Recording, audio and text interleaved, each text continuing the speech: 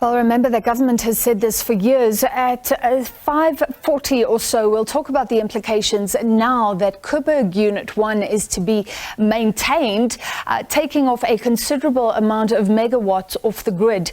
Does that mean we could see even higher stages of load shedding in coming days? And what about government saying, or Treasury saying, that it cannot buy diesel?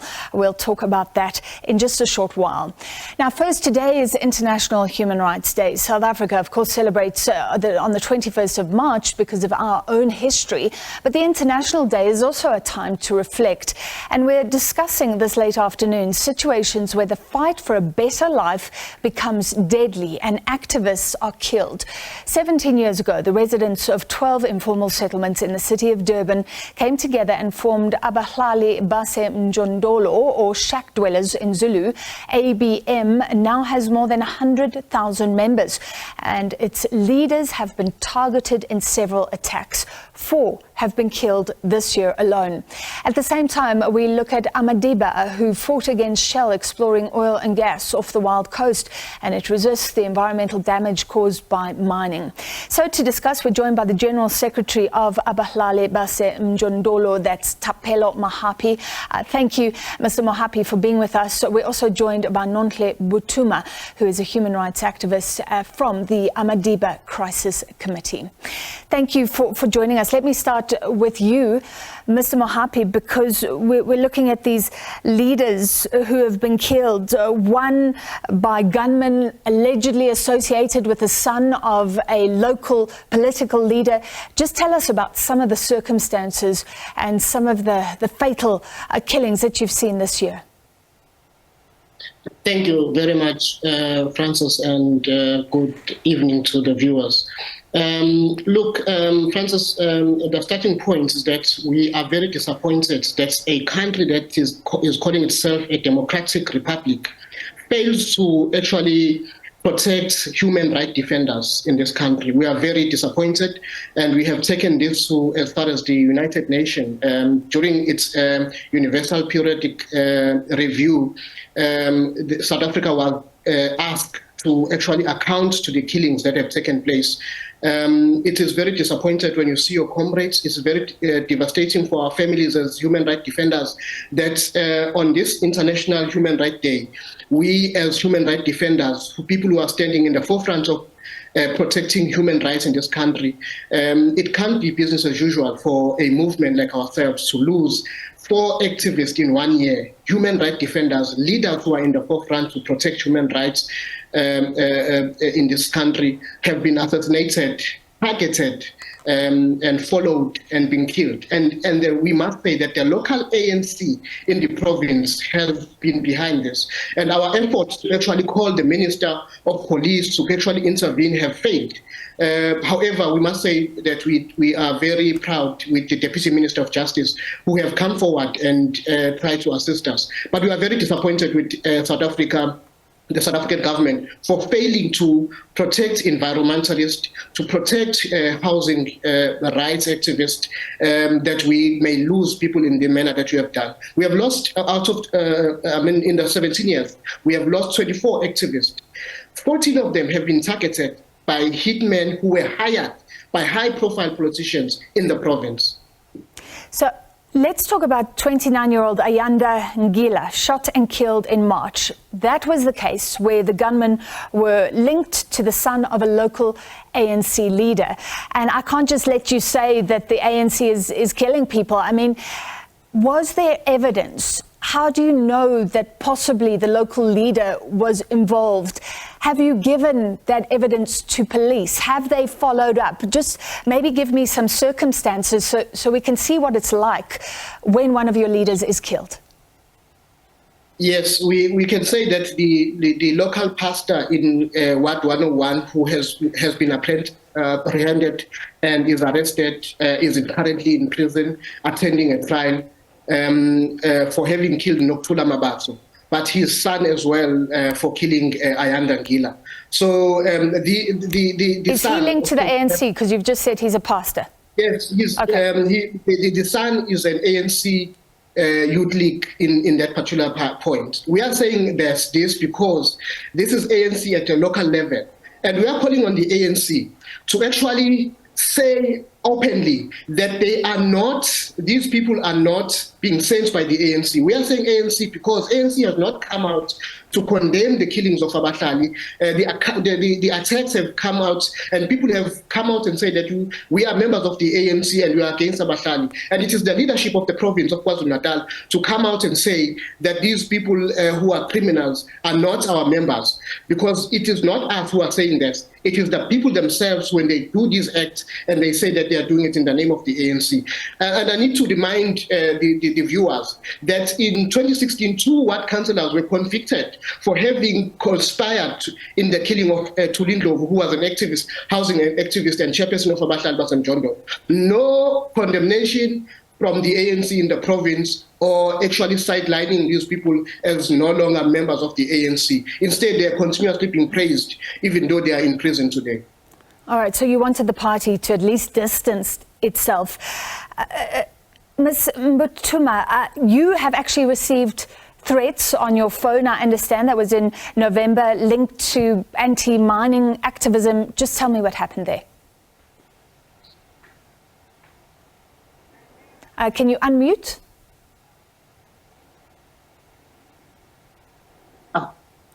Yeah. Thank you so much for giving me this opportunity, and also to the viewers.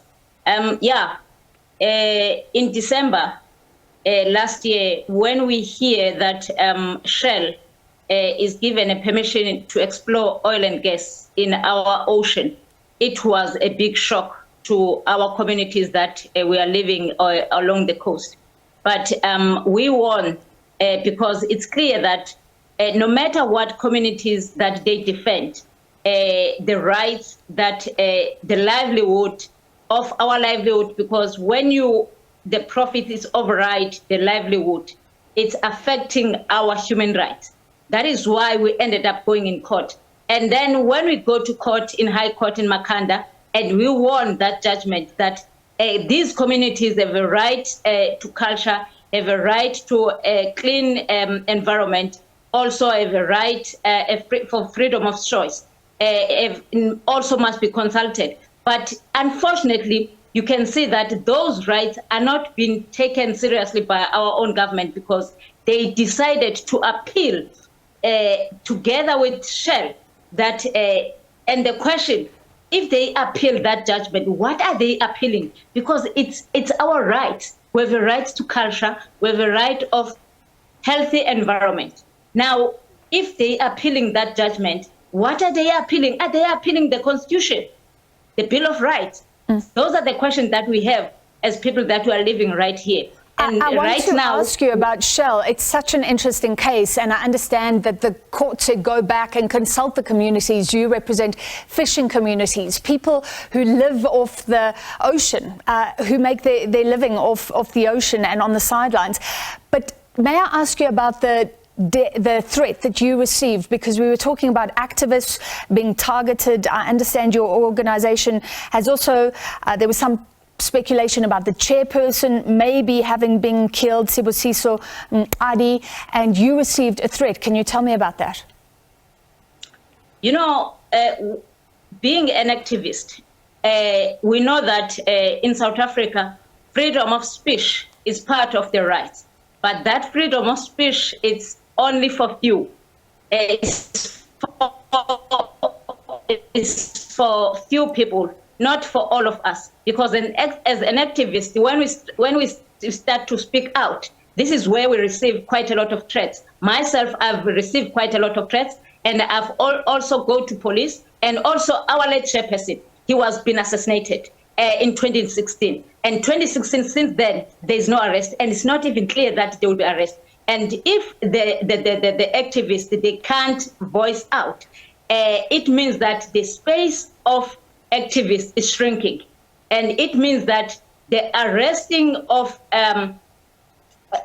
those perpetrators that are killing the activists are not being done. That means the justice is not being served in our country. That is why today, if we are talking about International Human Rights Day, but globally, the human rights, it's always been violated. It's always put the profit first. That is why we said that our South African government is one of the government that has been respected. But when it comes to human rights, it's been affected strongly. If we say the threats, if we focus on the threats against you, do you know where they come from? And what have police done when you've reported those threats? Okay. The threats that are coming direct to me are coming with SMSs. And those direct threats are telling me that your chairperson is already out. Now we are after you. We're going to take you down. Now I'll go to police station, and then the police, they just go and investigate the matter. And they said that we can't find any more, we can't go further because we don't have enough resources to investigate the matter. Now the case closed. It means that we can't be intimidated like that, because the police system is not having resources to investigate all those matters. And it worries everybody if the situation is like that, because it's not something that I heard somebody talking. I'm sitting with the SMSs that were directed to me. Mr. Mohapi, 4 of your leaders, ABM leaders, killed this year alone, and I know there's been a number of murders over the years. Why do you believe your organization is such a threat? Yes, of course. Over the years, we have prevented very unlawful, sometimes at gunpoint, from the anti-land invasion unit evictions that have been carried without court orders by the City of Durban.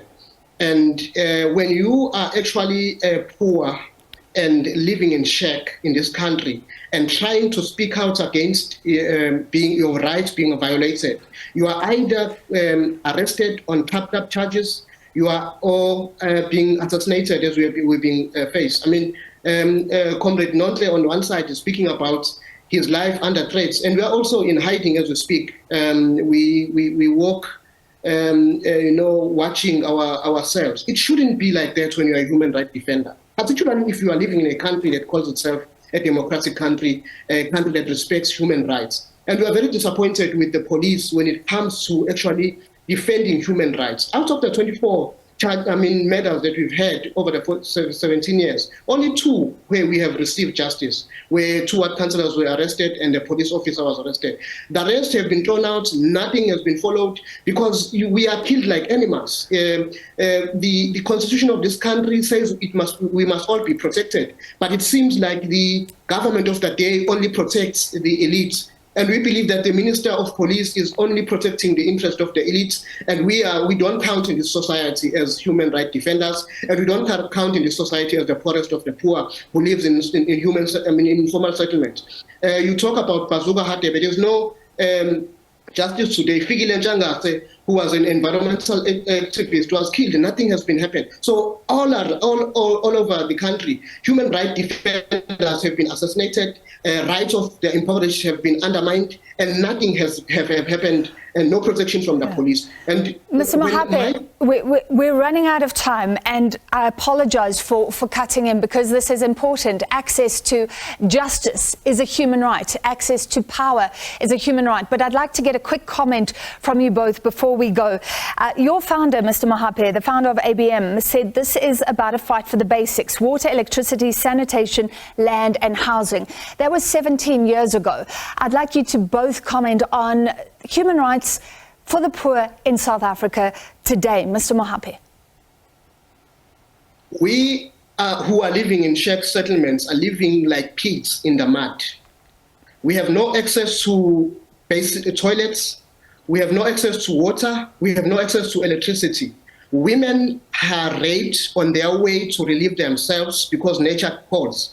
People are beaten by snakes to relieve themselves in the bushes. So we can't say South Africa has fully achieved full human rights. In Ansivigelane, which is a campaign that we do to try and get some information about basic services, 74% of the people in eThekwini alone have said that they have no access to water. Sure. So we can't say we are free, we can't say we have human rights if we are still living under those inhuman conditions. Ms. Buthuma, how would you describe the state of affairs to end off?